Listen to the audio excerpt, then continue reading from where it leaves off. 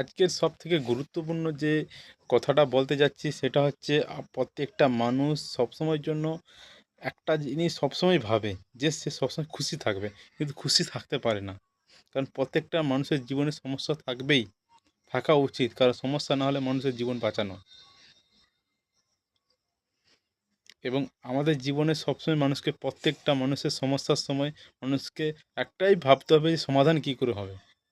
কারণ যতক্ষণ না আমরা মানুষ ভাববো সমাধান কী করে করা যায়, ততক্ষণ সমস্যার কোনো হাল নেই।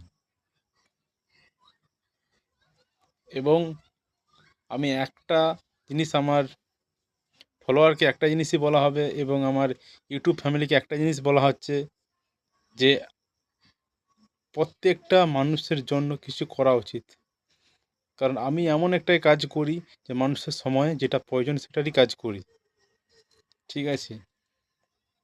এবং কারোর যদি সমস্যা হয় আমার সঙ্গে যোগাযোগ করো এবং আমাকে কমেন্ট করে লিখো।